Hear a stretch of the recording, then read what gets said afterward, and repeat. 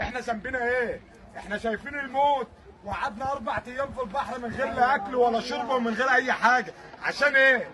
عشان ايه؟ عشان نيجي ناكل عيش هنا. مش جايين نخرب ولا جايين. طلعوا السودانيين وسابونا. البحر متخربين، احنا 3 اخوات في قمه انتيك فوضى واحده نايمين على الكراتين وما فيش حد يعلم بينا. الاكل بتاعنا يترمي ويرموا لنا هدوم نسوان ويضربونا وبيحنونا. طب احنا ذنبنا ايه؟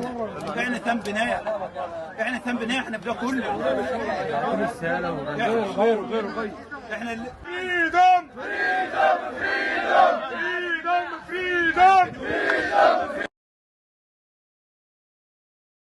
لا منهم لله حسبي الله ونعم الوكيل فيهم. ازاي يعملوا فيكوا كده؟ ازاي يخلوك انت راجل صارف اللي وراك واللي قدامك وجاي هجره غير شرعيه تدمر البلد وتدمر سوق العمل وما يعرفوش عنك حاجه، انت سوابق ولا عندك مشاكل ايه ولا عامل ايه وداخل البلد بدون اذن وبدون فيزا؟ ازاي يعملوا فيك كده ويقبضوا عليك؟ لا ما لهمش حق الصراحه.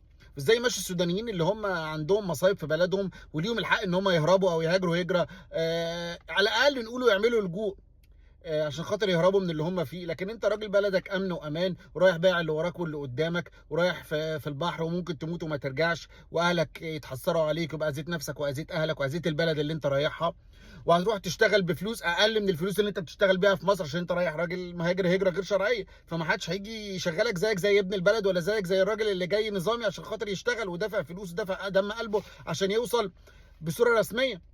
فهتروح تشتغل بفلوس اقل بس عشان خاطر تقول للناس في البلد عنك انا عايش في ايطاليا وعايش في اليونان. وده لو اشتغلت ورحت اتجهت لاي حاجه تانية وقعدت فتره تشتغل في الاسود وتقبض فلوس اقل فتضطر ان انت تروح تعمل حاجه غلط، ففي الاخر يبقى اذيت نفسك واذيت البلد واذيت اهل البلد والناس اللي مالهمش حق. لا